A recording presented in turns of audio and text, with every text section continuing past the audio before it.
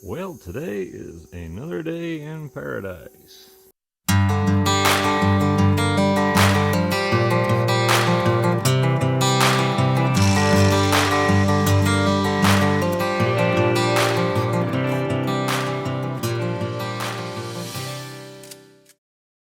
We are going to be installing this.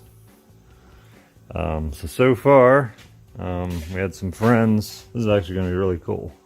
But some friends give us some wood stove chimney pieces, some 6-inch stuff. I installed a damper in here, which is just a matter of drilling a hole and threading it through there. Straightened and leveled everything out and cut a hole in the roof so I can see it from the top side. Also put down some 1/2-inch cement board. Some friends give us this stove from back in Pennsylvania. It's definitely one of the gifts I really cherish, having left Pennsylvania. It's a really nice stove. It should do pretty well in this building. We don't have insulation in here. It's pretty much impossible to get to the walls at the moment anyway. What we have. The only things I really ended up having to purchase was the damper and a couple sections of double wall chimney pipe. Since it's likely this stove will be going when we're not in here, as opposed to the one in the camper, I opted to purchase the proper double wall pipe. It'll also last a lot longer. Got a chimney cap, already test fitted that, already messed with an adapter going up there, getting things leveled up, and I'm gonna go up on the roof and show the boot and that whole process. All right, here we are up on the roof. Pretty much all set here. Just cutting a nice round hole in the tin using this really awesome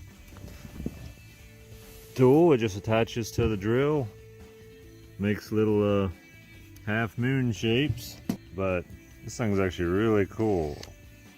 If I can get the camera and the drill to cooperate. It just simply moves a plunger back and forth, and that little ridge focuses. There's a little ridge on that rod that just allows it to advance. And just go as fast as you can go, which looks really cool in the camera. So that allows you to cut any shape very easily, and I didn't do a precise cutout. They actually have some kind of compass that you can drill a hole in the center and make a perfect hole, but I got plenty of coverage.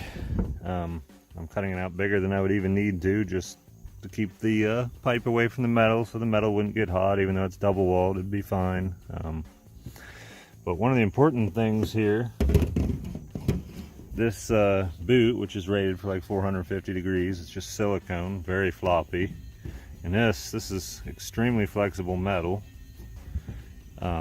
What that does is when you're screwing it, it will conform nicely to whatever it is you go to. And of course you put some sealant underneath of it. It's got those ridges there, but these seem to work really well. And it's always good to be fairly close to the peak, that way there's less water that'll run here.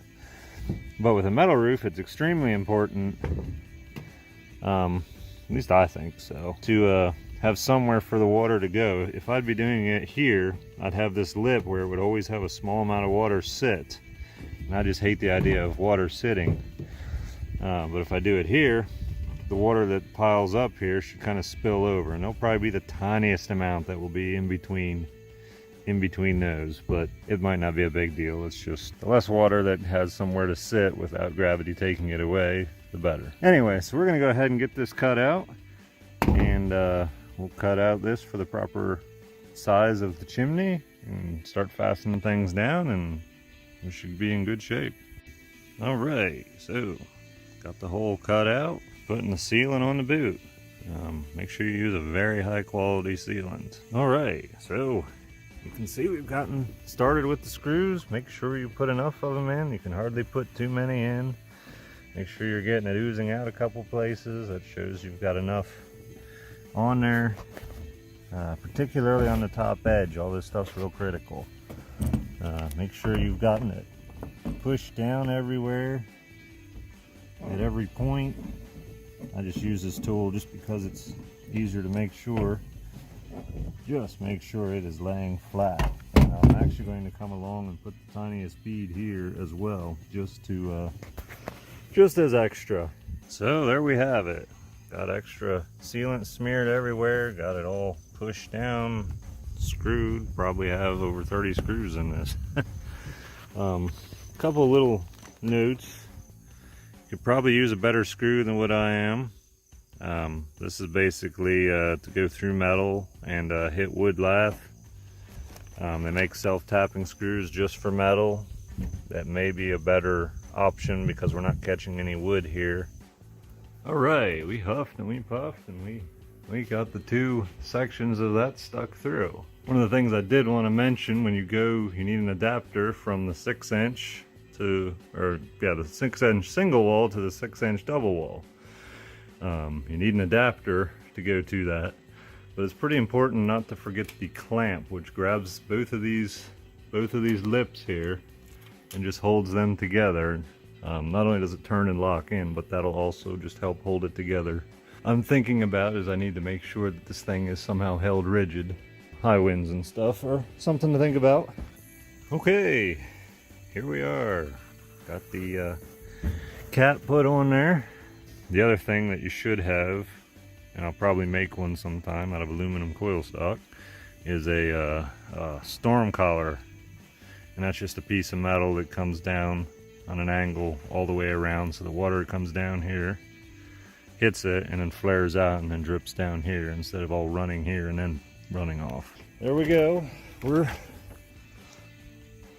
2 feet above the roof line, which is required. That just helps make sure that you have a good draft and everything. But that's a lot of the reason I wanted to make sure I had a double wall pipe, particularly on the outside here, is the pipe cools real rapidly. If it's exposed to the winter air, and that can be pretty annoying. Sometimes you can lose your draft or not get as good of a draft, as well as it cooling faster means more crud will stick to the pipe as your pipe gets cooler and everything condenses and stuff starts sticking. So anyway, that's pretty much it. That was pretty much the basics of it. Hope it was informative. Thanks for watching.